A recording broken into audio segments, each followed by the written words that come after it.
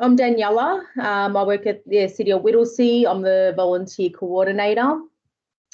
And before we start, I'd like to do a welcome to country. So the City of Whittlesea recognises the rich Aboriginal heritage of the country and acknowledges the Wurundjeri Willen clan as the traditional owners of this place. And we pay our respects to all leaders, past, present and emerging. We've got a couple other staff members here today. We've got Maria and Bianca, so you might know some of them as well. And I've already mentioned about the microphones. We'll keep them off, but if you have any questions as the presentation is happening, please feel free to unmute yourself and just ask questions. But yeah, it's best if we keep the microphones off to block out any noise that might be happening in the background. So we've got Elaine Young here today who will be running the session. So I'll just introduce him. So Elaine works for Equip for Life and is an accredited exercise psychologist with well over 10 years of experience in helping people learn about the myths and misconceptions in the space of health and wellness and what truly works to enable us to reach our health goals. He has facilitated many wellness programs through groups right across the state for many years and will be conducting today's online information session for us. He'll be speaking about this excellent program and what's involved, the benefits for being a part of it and what is expected. And he'll go through the formal process as well. So Elaine, I'll hand over to yourself and and thank you. No worries. Thank you, Daniela. Good morning to everybody. Thank you for your presence. Thank you for tuning in this morning. As Daniela mentioned, my name is Elaine. I'm an exercise physiologist here today to chat with you and to do a couple of things, but to chat with you a little bit about a program, an online program that the Victorian government have got in place. It's a free online program that we're hoping to roll out for yourselves next year. And what I'm going to do today is go through and chat a little bit about that, give you a bit of a snapshot in terms of what you can expect, but also as well, I want to just go through some general health and well-being information. So I've got a PowerPoint. I'm going to share that in a tick, and we're going to get stuck into the information. If you've got any questions, please feel free to ask as we go. I'll pause, periodically, and you can ask away at questions, pop them in the chat box, etc. If I don't get to them straight away, I promise I'm not ignoring you. I will get to them. So any questions at all, please don't hesitate to ask away, and/or there'll be time at the end to ask as well, and/or even after today, after you've tuned in, you can always reach out too. So I will share my screen again. What I want to do sort of for the first little part of today is go through just some general health and well-being information. The space of health and wellness is so important and so key. For all of you who have tuned in today, I'm sure you've got some sort of inkling towards, an interest towards health and well-being.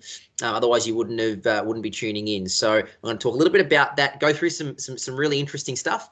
And then at the end, I'll talk a bit more about what we're hoping to run here as a bit of an extension after today, if you're interested, of course, in partaking in that. So I will share that screen.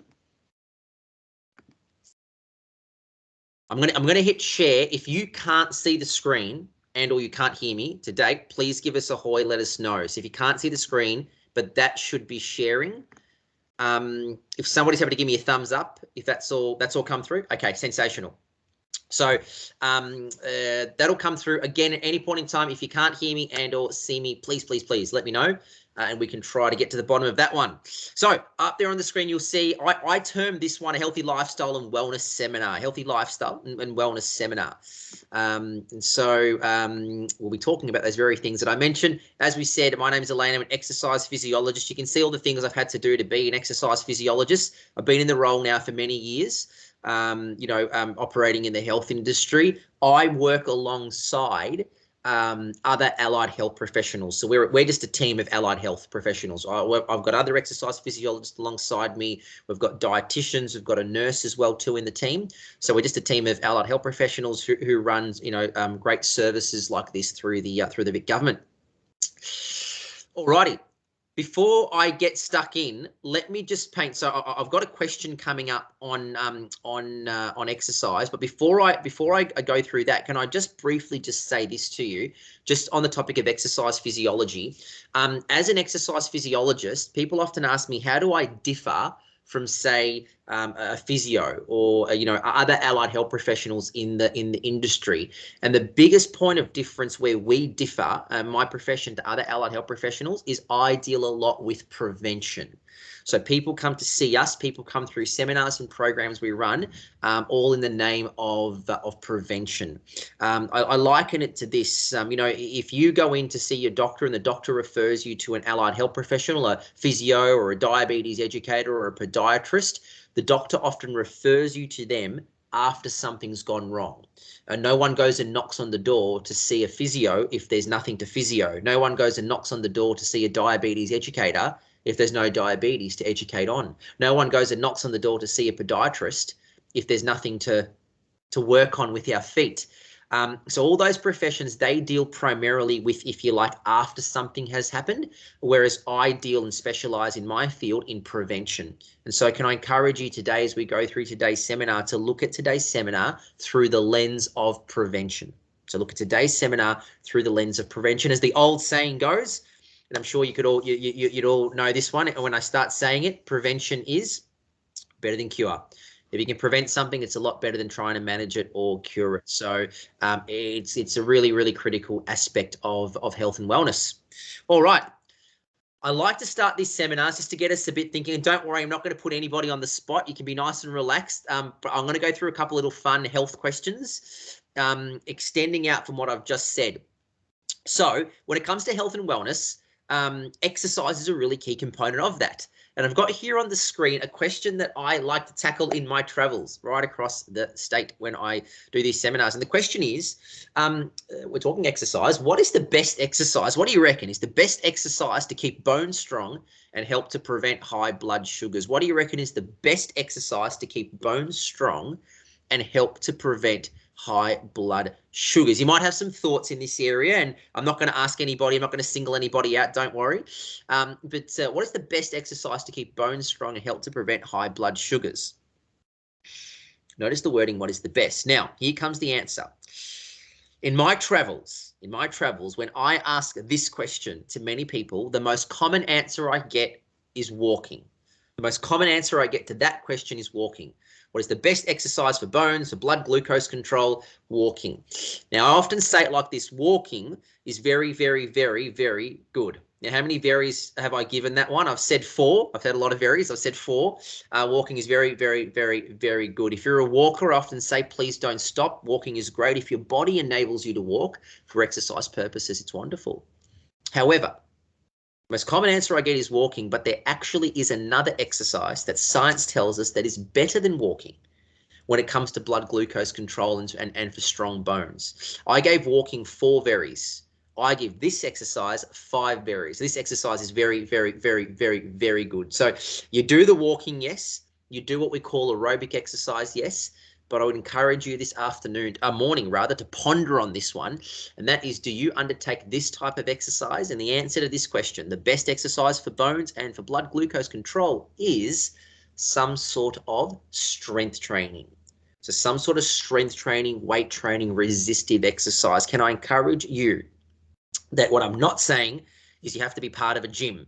Now, those who are part of gyms, that's fine as well. I'm not saying you have to go and do, a whole range of things that will lead to injury. We shouldn't be doing that. We need to be making sure exercise is safe and controlled.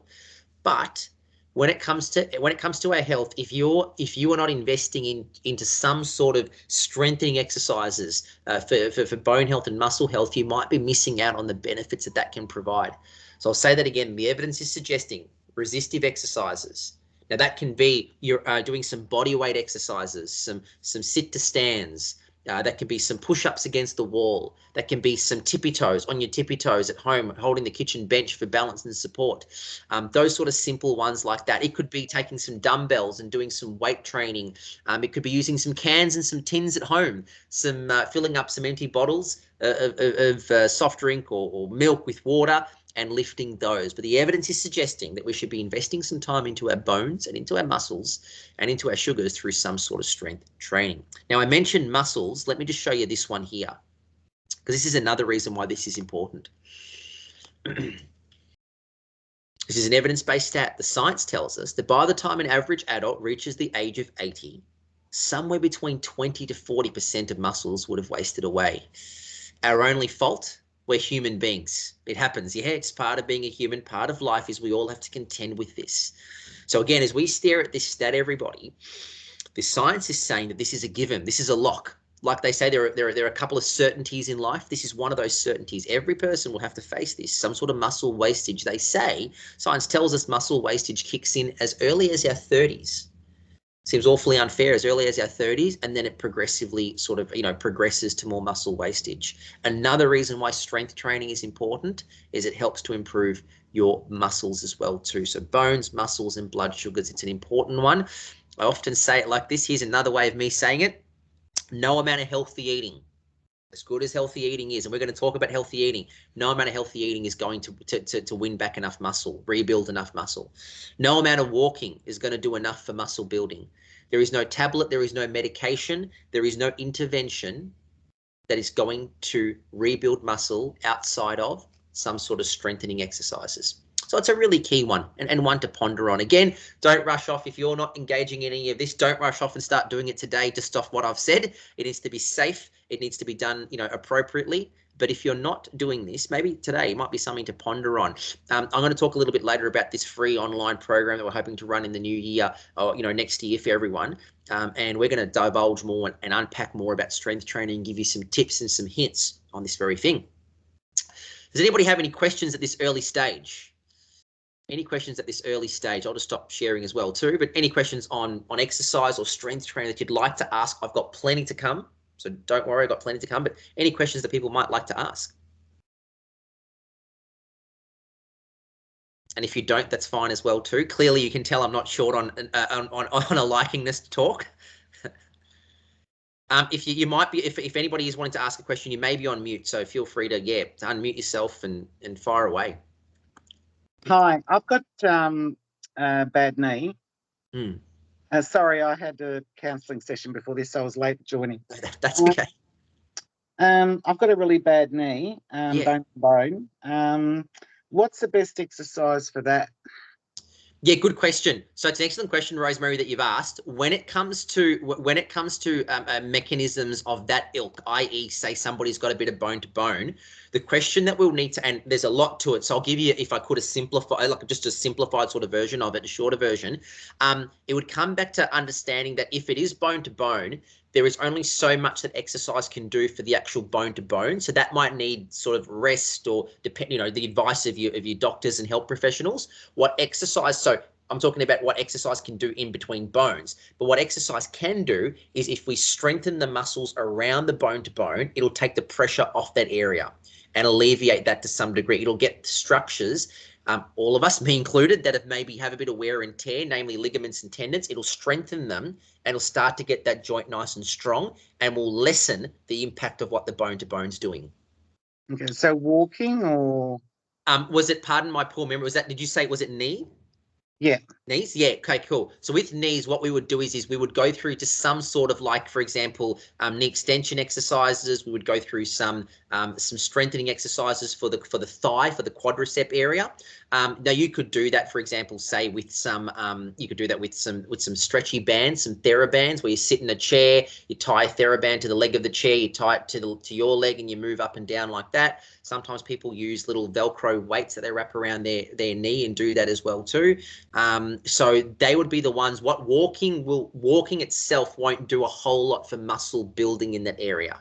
It's great and important. We need to do it, but in terms of actually strengthening the muscles, we'll need some sort of strength training. But again, if I can just temper all of that, I've given general advice without an assessment. I wouldn't be like my advice is merely just general. So I know you won't do this, but don't run off and do exactly what I've said, because I haven't done any assessments or anything like that. So best medical practice for any medical condition would be an assessment by the treating practitioner and then a plan from that. But I'm just giving sort of a general sort of gauge for that one. And lymphedema, I've got that as well.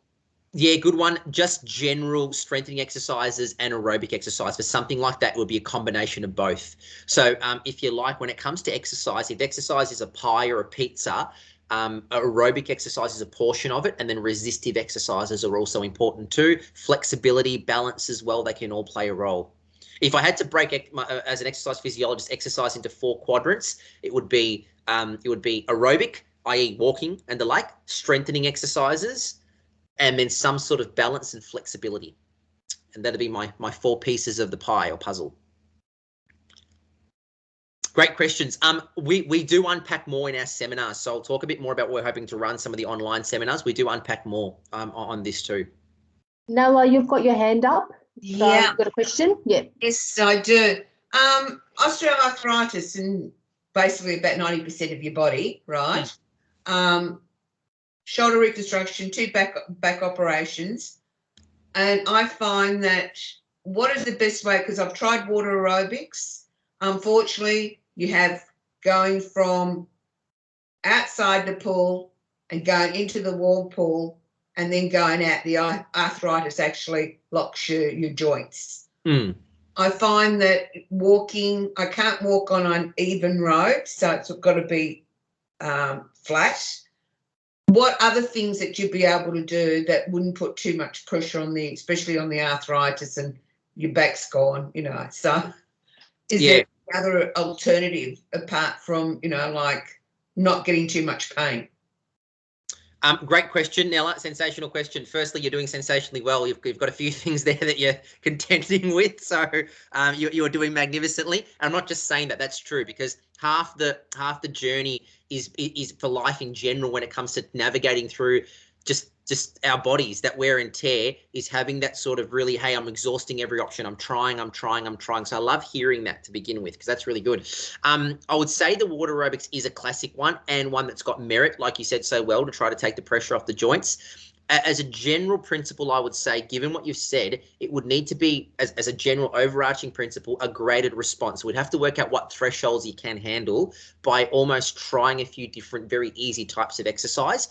One might be as well too is those stretchy bands, those TheraBands. They can work well because they don't put as much pressure on the joints, but they still provide a little bit of resistance. Because you've hit the nail on the head so well. The hardest aspect of exercise is when we're contending with injury, is that if we rest the joint too much or the area too much, it'll wear and tear anyway, just because of who we are, all of us, as the years tick on. But if we go too much the other way, it'll provide pain. So it's trying to find that balance. So all that to say, what it would need is an assessment in terms of what we're doing currently. It would then need a tapping into some safe areas like water aerobics, like stretchy bands, and then seeing how one tolerates that. And then if one tolerates that really well, then we can look at a bit more very low level strength training and sort of go from there until we get the right threshold. I know that's very general, because like the previous question, the best practice would be an assessment, but that would sort of be what we'd be looking at, some sort of stretchy bands, or even if it's just lifting some things around the house and just seeing what that's like in terms of a threshold. Yeah, believe me, I do lift a lot of things, and for some reason, I've noticed that no matter what I lift, to stop the pain, I work out a way to do things, but unfortunately it aggravates it in another way. So it's just not, because I'm trying everything, and it's just, it's very annoying, because, you move your arm one way and then, okay, it's not working, you do another way. Yep, you put pressure on this other thing. Yeah. So, yeah, okay. You're not wrong. You're not wrong. I love the thinking. I love the thinking there. You're not wrong at all. You're right, because if we overcompensate one way, it impacts the other way, and that's where having the health professional to guide us through it is important. Yeah. Yeah. Great question. All right. Now, I've spoken about exercise, and we can touch more about this, everybody, in the time we've got this morning. But I now want to talk a little bit about food, and I've got a couple of fun little things. Don't worry, I'm going to give everybody answers, a bit of fun.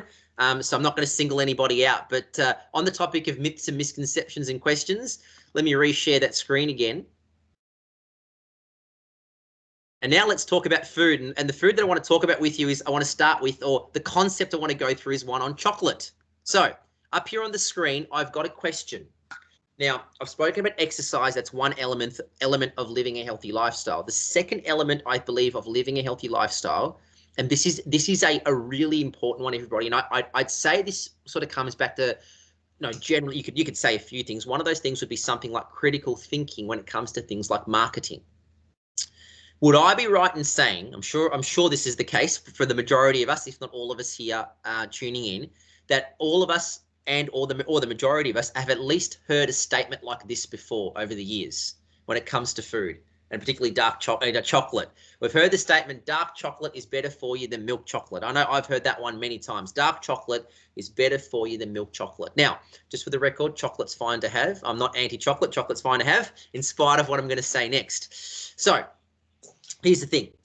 When we hear statements like this in the health industry, I would encourage you, if you already don't think and train your mind like this, is to always ask the question, what do they mean by that? What do they mean that something is better than something? Because often when health professionals present information and they say this is better than that, we always have to remember that that is a subjective, relevant statement. This is better than that. They are seeing it better through a certain lens, which might not be the lens that we need to see it through. So here's what I mean. I'll give you some numbers to solidify what I've said. We hear statements like dark chocolate's better for us than milk chocolate. We're told that the reason why is because dark chocolate's got less sugar and dark chocolate's got plenty of antioxidants. And that's not wrong. Dark chocolate does have less sugar and dark chocolate does have plenty of antioxidants. That's a good thing. What they don't tell us, though, is this. They don't tell us that, yes, dark chocolate has got less sugar. Yes, it's got more antioxidants. They don't tell us that if you're having a balanced diet of 5 serves of vegetables and 2 serves of fruit, you're well on your way to getting your antioxidant levels. But the second thing they don't tell us is that even though the sugar has come down in the dark chocolate, the fats have actually gone up in the dark chocolate. To emphasize just how much, have a look at these numbers here. So dark chocolate gram for gram has well over 50% fat sitting in there, well over 50% fat. To give you an example, everybody, this is just an example. I know I'm comparing apples and oranges here.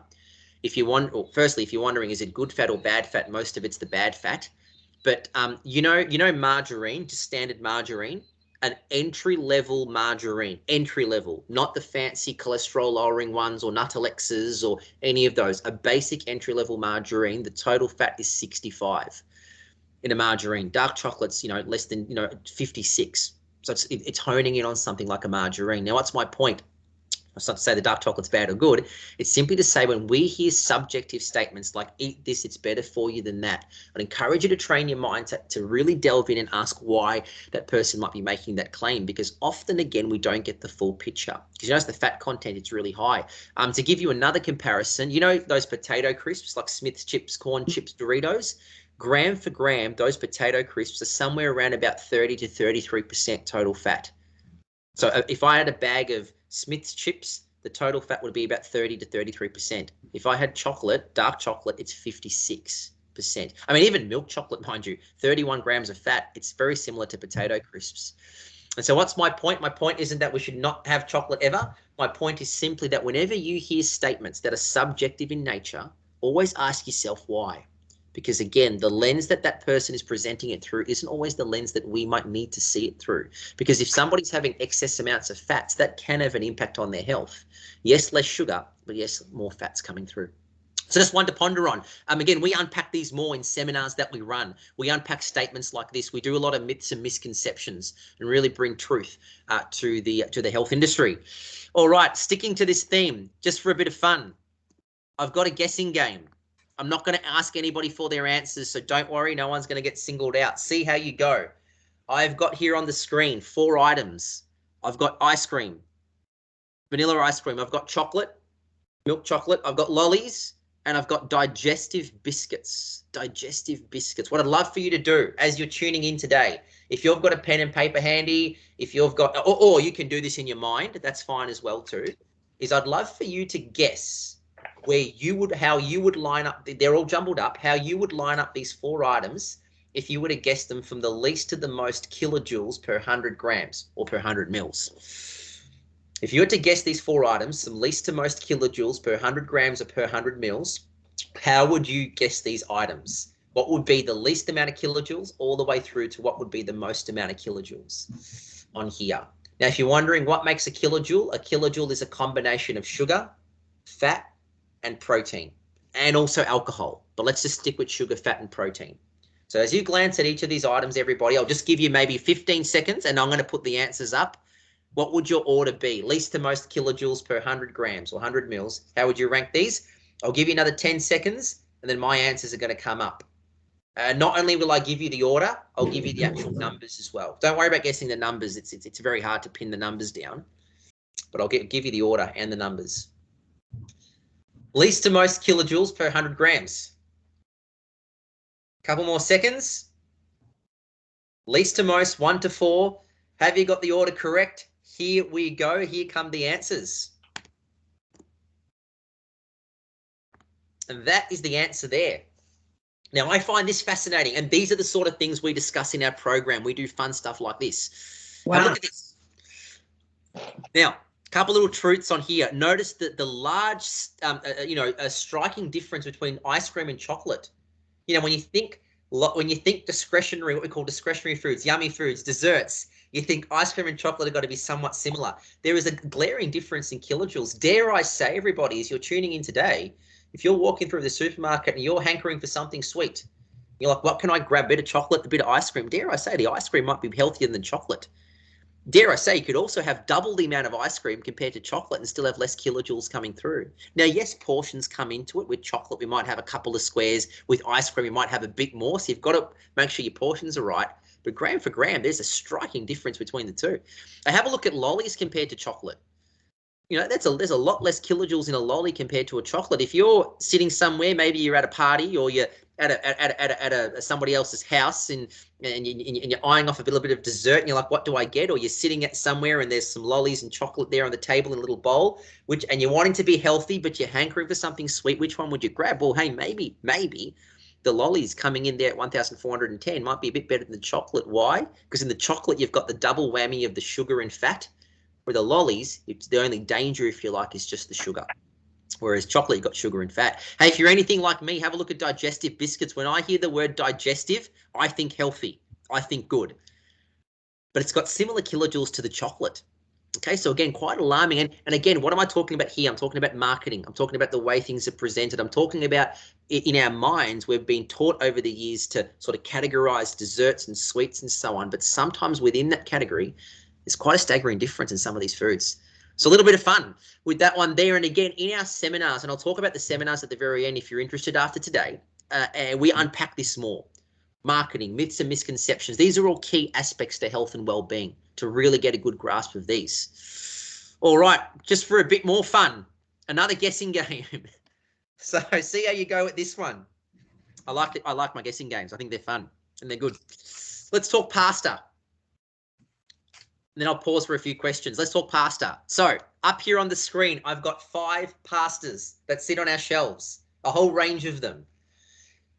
We've got a high fiber pasta from Veda. We've got a high protein, low carb pasta from Veda. We've got spelt pasta. We've got brown wholemeal pasta. And then at the very end there, in no particular order, we've got lentils, chickpeas, like a legume pasta.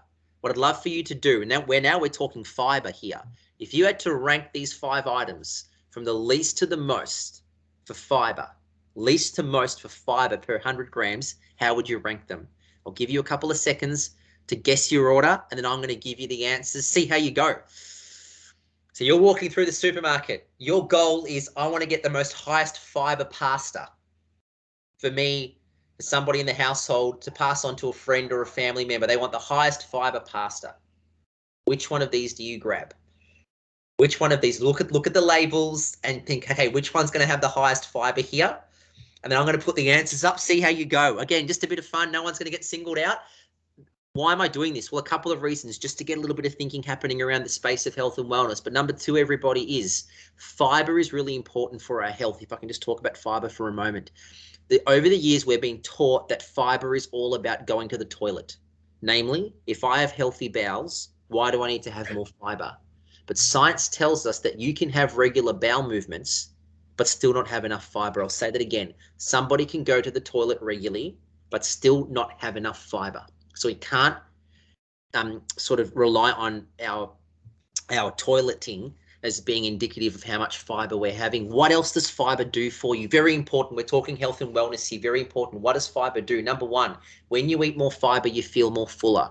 As you tune in today, if you would say that you wrestle with portion control, you know what's good, you know what's not so good for your health, but you wrestle with portion control. Namely, you kind of feel like you need to have a bit more of this or a bit more of that. If that's you, take an inventory on how much fiber you're having. Because if you're having enough fiber, you'll feel fuller. And the fuller you feel, the less likely you are to overeat and oversnack.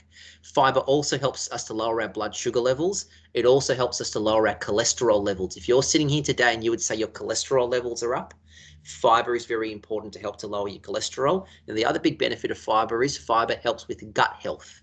So it's really important and key. All right, without further ado, how have you gone? Here come my answers. Least to most fiber per 100 grams for these items. Here we go. So I've gone from left to right. Have a look at this. The item on there with the least amount of fiber is the spelt pasta. Now here's what's interesting. The item on there with the second least amount of fiber is the item that claims to be a high fiber pasta. How about that? The item that claims explicitly on the front that it's a fiber pasta has got the second least amount of fiber on this list. Then you've got your legume pasta, then you've got your brown pasta, and have a look at the far right. Coming in with 10 grams of fiber is an item that says nothing about fiber on the front. It says high protein. It says less carbs.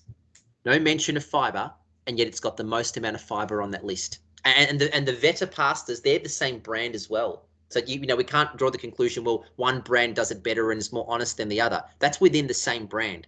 They've got a protein pasta and a fiber pasta, and the protein pasta has more fiber than the fiber pasta. How about that? So again, what's my point here? Marketing, be able to read our food labels. We do a segment on food label reading in our seminars. So look out for that as well too. I'll talk a bit more about that. So there's a few little ones there. Does anybody have any questions on things like marketing and anything they'd like to unpack in that space when we talk about health and well-being?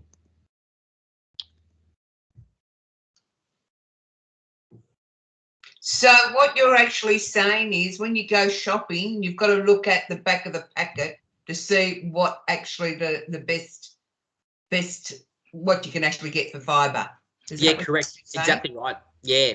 It all comes back to that. I mean, here we are, spot on. Here we are sitting here today having a nice seminar, but and I don't mean it's in the bad way to somebody else who's doing this, but somewhere else in the state, there are people sitting around trying to work out the marketing, the wording they can use. How can they legally put certain things on the front of this and the front of that and get away with it? What color scheme can they use? You know, I'm sure some of us could attest to this. You go and buy some products and they put light blue writing on a lighter blue background. And it's impossible to see and read. So these are the sort of things that they do. So you're spot on, Nella. Yeah, reading our food labels. The seminars that I mentioned that we're hoping to run for everybody, and you can get involved. They're free seminars we run, are geared towards doing these sort of fun things and just getting us thinking in that space of health and wellness. Yeah. Okay. Spot on. Any questions? Any other questions that people have about marketing or any surprises from that list that you saw as well? Maybe that stood out. If there are, you're welcome to. I'm going back to ice cream.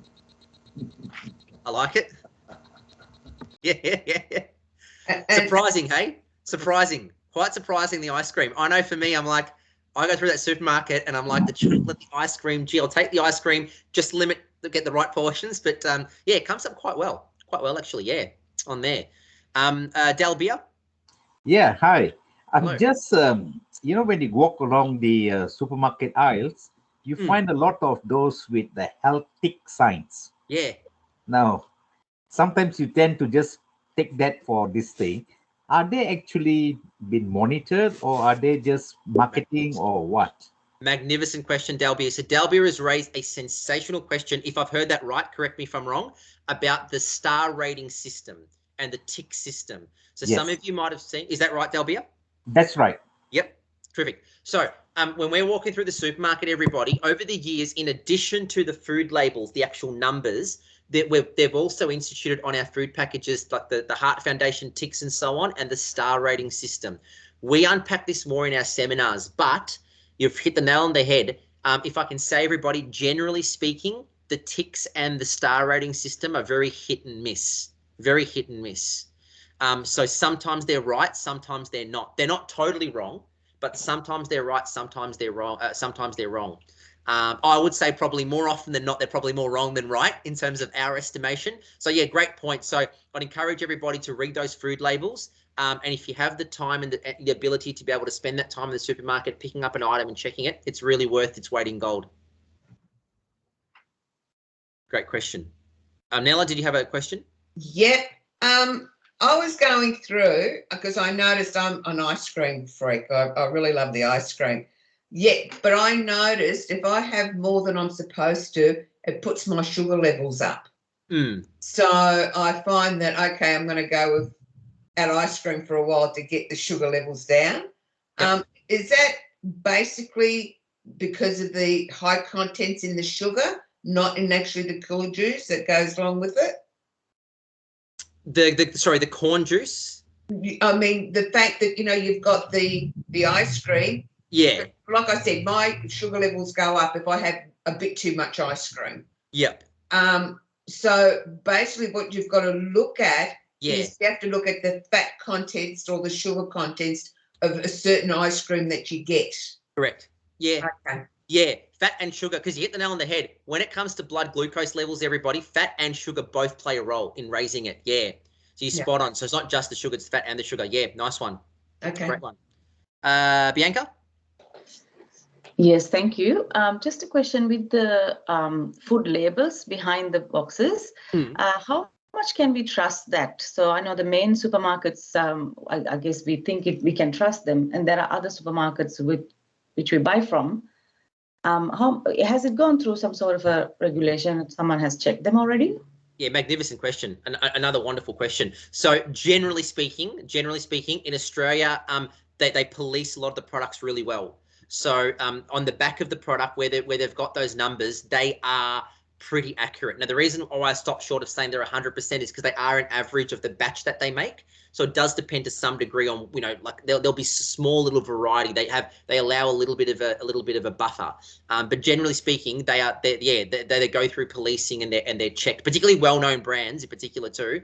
I mean, well-known brands, Coles brands, those sort of brands, Woolies brands, Aldi brands, they're all really sound. The only time would be is if we walk through a supermarket and we saw an item that we've never seen before. That would be the only time where I'd go, oh gee, I'd hope it's right, and we'd hope that they go through the policing of that. But yeah, for the better part, they go through a lot of good policing on that very thing. All right, great. So, thank you. Yeah, so they're as accurate as we can get currently. Yeah. Okay, thanks. Nice one. All right.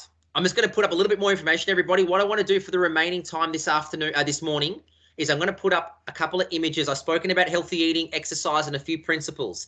A couple little images. I've got a couple of graphs and maps to show you of Victoria. A couple of maps of Victoria. We're going to look at diabetes in Victoria, the prevalence of it. And then afterward, I want to talk about while we're here today, which is a little bit about this health and wellbeing program that we're hoping to run here for yourselves, going forward after today, if anybody's keen. So I'm going to share my screen. I'll go through all this, and then if you've got questions at the end, please ask away. Alrighty. So here's what we've got on the screen. I've spoken about health and wellbeing to date, and lots on it. And we've unpacked so many things. We know, though, in the health industry that chronic disease is on the rise quite a lot. In fact, they say to us that the fastest growing chronic disease in Australia is type 2 or diabetes in general. There's a few different varieties of diabetes, type 1, type 2, gestational diabetes, but it is on the rise. What you've got here on the screen, everybody, are a couple of maps of Victoria. The top map is Victoria 2001. The bottom map is Victoria 2008. It's showing how many people are living with diabetes. Victoria 01, Victoria 08. Like a traffic light, green is good, yellow or orange is medium, and red is not so good. You can see what have all those greens turned into? Yellows. What have all those yellows turned into? Reds. In a matter of 7 years, that's gone right up. Victoria 01, Victoria 08. Here's Victoria at the end of 2011, which is now 10 years ago. This is showing the prevalence of diabetes in the state. So it really is on the rise. It really is on the rise. I don't have today's map. If I did, I would probably hazard a guess and say they're all red. So Why do I put these maps up? It's to point you towards this. The state government, health systems, they look at these maps. They know that chronic disease is on the rise. So 13 years ago, the government put together a free program. This is that program that we've already informed you about already. This is the program here. It's an online, and it says workplace because you're affiliated with City of Whittlesea. It'll be, you know, the hope is it'll be a group for yourselves that we'll have coming through, an online group. The Victorian government have funded a free series of online seminars. It's a free program. You'll notice down the bottom all the various logos and so on that are there. And essentially, we tackle through a series of online seminars a whole range of different topics on health and wellness to be able to cover and speak to you a lot more, unpack a lot more of what I've gone through today. You'll see there all the main governing bodies, and you'll see some of the key pillars that we cover in this program. What do we cover? We cover topics on healthy eating. We cover topics on exercise and fitness. We cover topics on sleep, relaxation, mindfulness, and also stress and mental health and well-being. So it's a series of seminars, and you also get, some attendees also get a little one-on-one, like a remote online consultation before the program begins. Fully funded by the government, all the main governing bodies are there. And you also get an e-manual, like an information manual email to you, which has got heaps of information in the space of health and wellness. What are some of the other topics that we discuss? There's some of the topics that we discuss in this program. So if you're wanting to find out a bit more after today on things like reaching a goal weight, we unpack that more in this series of online seminars. We go through information on stress, mindfulness, and relaxation. We go through information on how to improve sleep. If you're wanting to improve your sleep, we're going to cover that in the program as well. How to read your food labels accurately. I tackled a lot on food label reading with you and how to make some changes there. We unpack that more in our seminars. If you're wanting to fit exercise or learn more about different exercises, we're going to cover that as well. Healthy cooking recipes and tips. And if you're wanting to see reductions in things like blood pressure, cholesterol, and blood glucose levels, we cover that in the seminar as well, and much, much more. And when you come along to these seminars, these online seminars, you also get given to you, emailed out to you, a battery of at-home little exercise programs and also some cooking videos as well too that our dietitians and exercise physiologists have pieced together. So it's a great little program. We're hoping to run it at work next year for yourselves, or run it through City of Whittlesea for yourselves next year. It's a series of seminars, 6 seminars once a fortnight for an hour. So it's 6 seminars once a fortnight for an hour. We'll send you the links. You simply log on, much like today, and tune in and listen to some great information as well. Here are some outcomes that people have had from coming through the program in the past. This is what participants who have come through this very program have achieved.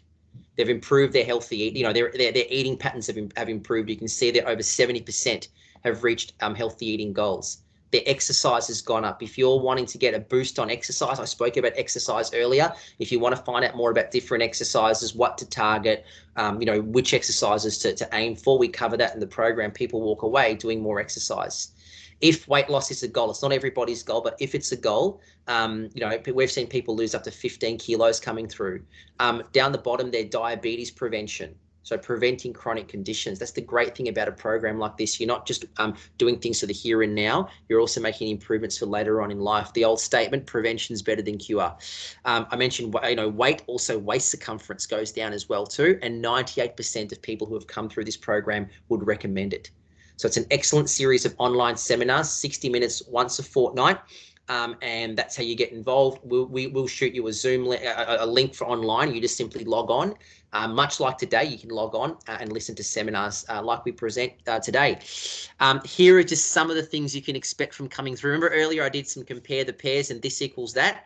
Have a look at just some of these on the screen. There's a fair few. We cover these in the seminars. Some compare the pairs, healthy food alternatives. I'll draw your attention to the potatoes. If you like your potatoes, I love my potatoes. Have a look down the bottom there. Boiled potato is 235 kilojoules. If you make that potato into hot chips, 235 becomes 944. But if you make that potato into original crisps, well, 235 becomes 2,290 kilojoules. So a fair jump. The normal potato is 235. That same potato made into potato crisps is 2,290. Okay, so over close to 2,000 more kilojoules coming through just from making into potato crisps. We also go little things like this. Remember earlier I did the pasta comparison with you. We do comparisons on things like pastas and foods. We also tackle things like this. Have a look on the screen here. This is a bit more about marketing claims. On the left is multigrain wheat bix. On the right is regular wheat bix. On the left is multigrain. On the right is just boring old regular wheat bix. But when you look at the numbers, what do you notice? Well, the boring old regular wheat bix has got less kilojoules than the multigrain. It's got more protein than the multigrain. It's got more fiber than the multigrain, and it's got less sugar than the multigrain. The multigrain wheat bix has got 3 times more sugar than regular wheat bix. So the regular wheat bix comes up really well, but which one do they charge us more for? They charge us more for the multigrain. Okay, so these are the sort of fun things that we do in the program. Have a look at this. We call this volume eating. It's a great concept. On the left of screen are all the items you can eat that will total 31 grams of fat. On the right of screen is one Big Mac McDonald's burger that is also 31 grams of fat. Have a look at the staggering difference. If you want to get 31 grams of fat and lots of flavor that comes with it too, you could have all the items on the left that are going to be healthier, flavoursome, hit those taste buds nicely, or you could have the one on the right, which is just the one-off burger that comes and goes.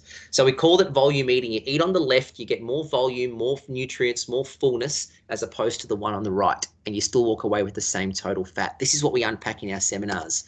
We go through little recipes and recipe modifications. If anybody's interested, these are little recipes and snacks that you can make at home that we cover as well too in these online seminars. We also go through little diet comparisons. Many of you would have heard of things like the keto diet, intermittent fasting, the Mediterranean diet. How do all of those diets compare to the Australian dietary eating guidelines? We cover that in our seminars as well. So this information you get when you come along to these online seminars. We go through things like gut health, really important, prebiotics and probiotics. We talk about how important they are, and we give you charts like this to work that out. If you love your coffees, we go through some comparisons on coffees and the like. We also talk about exercise. I mentioned earlier, if you want information on exercise and how to make improvements on exercise, we cover that in these seminars. We also talk about sleep. Here's a chart on sleep. What should you aim for? How many hours is too much? How many hours is too little? We're going to cover that in our program as well. And then last but not least, we go through some great information in the space of mental health and well-being, relaxation, mindfulness, and the like, and we give you literature and resources like this. So they're the online seminars that we run. You get all this information and more when you come along. It's a fully funded program, entirely free through the state Victorian government. And the hope is we'll have enough interest after today to run this for yourselves. Here are some of our health professionals who have poured into the program. These are some of the extra resources you get when you come along to some at-home cooking videos and some at-home exercise videos as well that we can send your way. So that's a snapshot of the program. If you are like, hey, this sounds like the sort of thing that I would be interested in partaking, here's how you can get involved after today. So we have a website, equipforlife.com.au/registration. If you go to that website, you can read up more about the program, and then there is a blue button on that website that says to check eligibility, click here. If you click on that, it takes you to a form. Being a government funded program, you would need to fill out a very quick little registration. It takes about 2.5 minutes. Won't take very long, 2.5 minutes.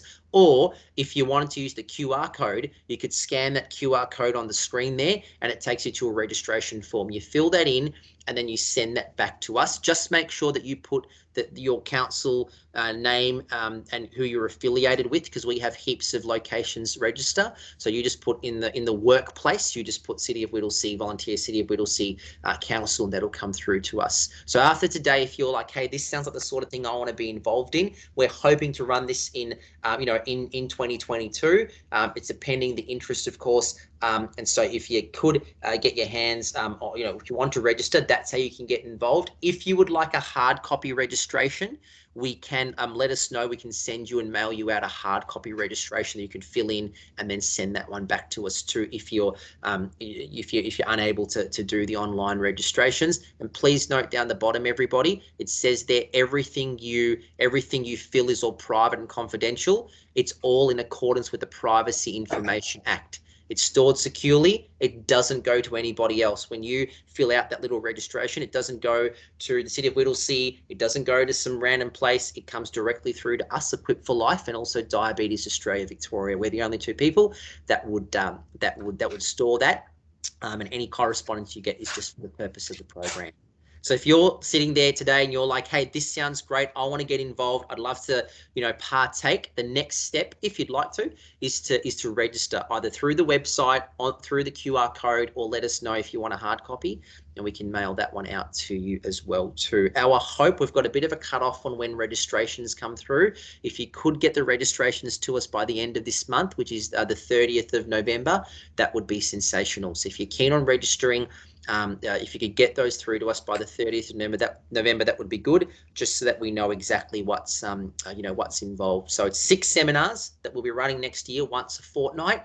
They go for an hour, and we'll send you the links much like today, and you simply just log on and get involved. The hope is that people will be able to come to all those seminars. If you do miss one, don't worry, we can fix you up with recordings and other things and the like. So if you do miss a seminar, that's fine, but the goal would be that people would would be able to come to those seminars and partake and be involved. It's going to be run all online, and so you can tune in with links much like today. Does anybody have any questions they'd like to ask? We're right near the end of our time this morning. Any questions on this program and how you can get involved, or anything in the space of health and wellness that people would like to ask?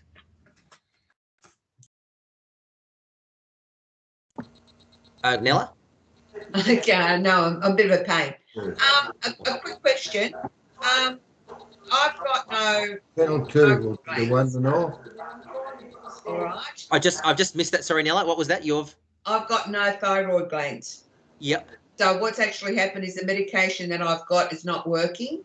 So I'm finding that basically I could be dieting, I could be doing anything, and nothing's working because the tablets aren't working. So how would you be able to help me there? Yeah, good question. So in our seminars that we go through, we'll go through some key components on healthy eating, on exercise, without going through the depths of how the interactions with each medication. A lot of that is based on evidence that will translate to putting yourself in the best spot to see those, that, you know, thyroid, etc., function to the best that you humanly can. Yeah. So, because I'd say that for any medication interaction or any health, so the seminars are really great because they're based on evidence to help people with that very thing. Okay. Yeah, great one. Any other questions that people have? Bianca?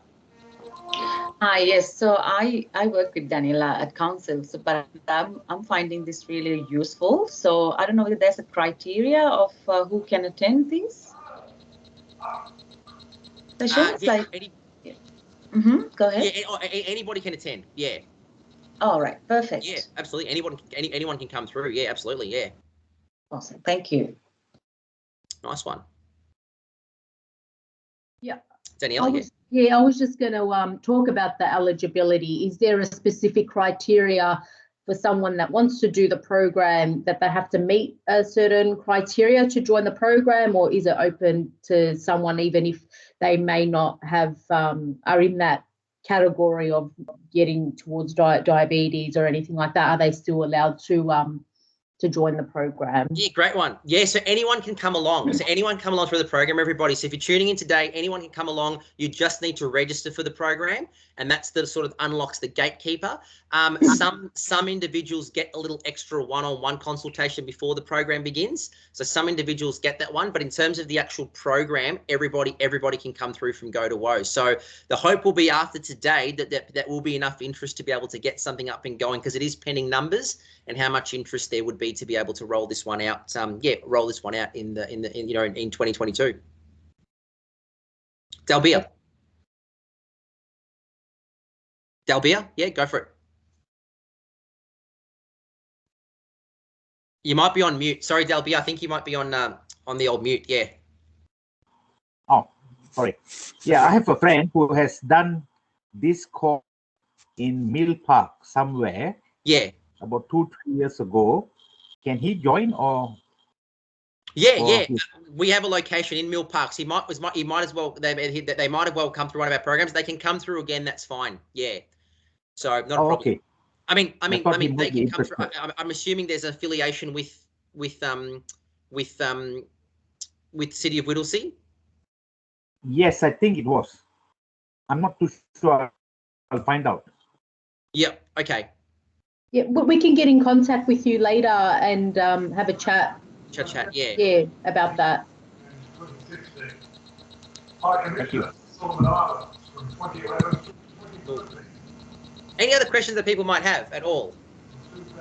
No, but thanks very much, Ellen. I will be participating. Thanks, Daniela. I just had to go for a minute and observe the minute silence. No worries at all. Thank you. Yeah. I'll be doing that. Excellent. So the session has been recorded. So after today, because there was quite a few people who registered to come today, but they weren't for some reason they didn't come. So I'll send out the recording to everyone again. So if you want to go back and listen to anything that was said today, feel free to do that.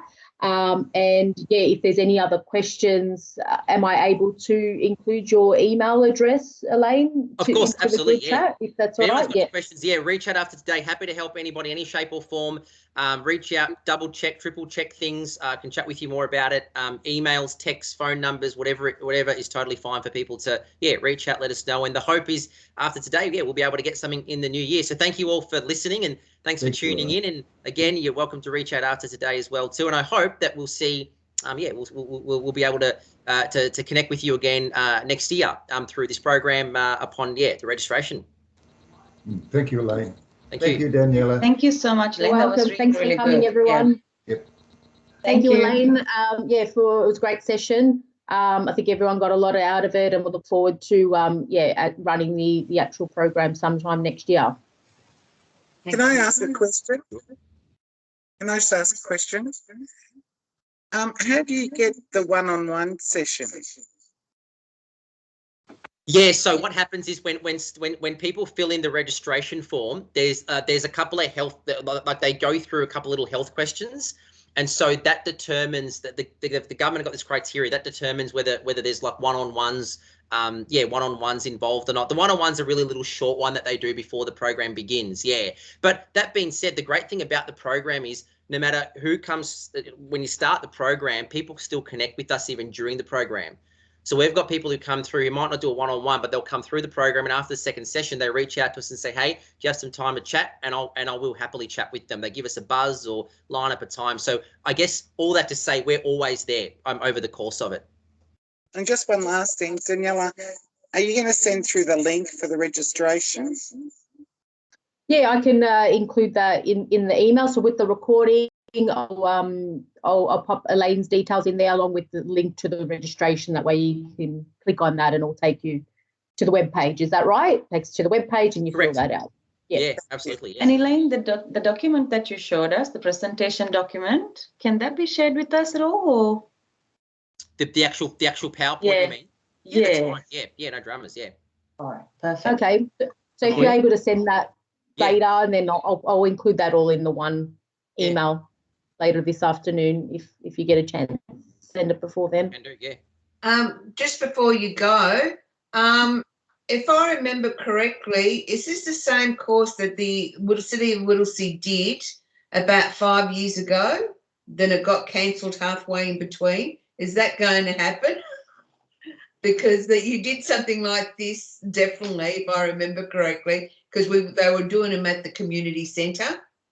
And, we just end up, I think there was supposed to be about 10 cases, and I think we only got to 4 and then it just stopped.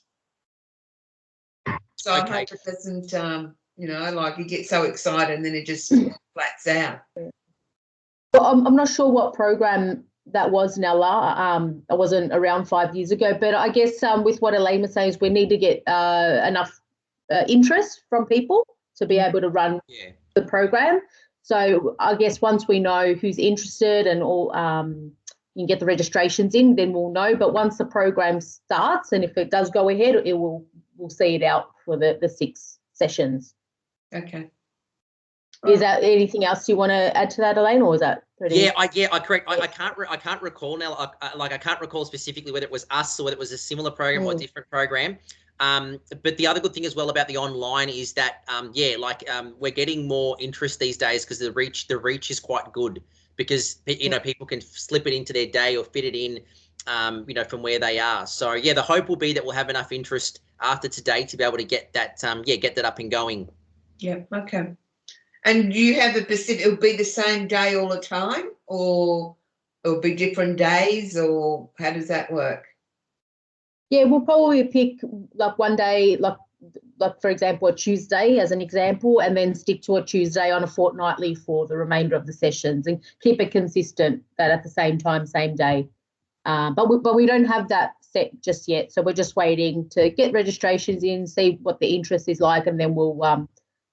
Elaine and I work together, find what will work best from both our ends, and then yeah, we'll send out the information to everyone that registers. Yep. Okay. All right. Well, if there's no other questions, we might leave it at that. And again, thanks for your time, Elaine. So very informative, and you know, can never stop learning about this stuff. So yeah, it's great. Yeah. So thanks everyone for logging in today. And yeah, if there's any other questions, just touch base with us after today. Okay. Yep. Thank you very much, and it was very interesting. You're welcome. Enjoy the rest of your day. Thank you. Bye. Thank you. Thank you. Bye. Bye.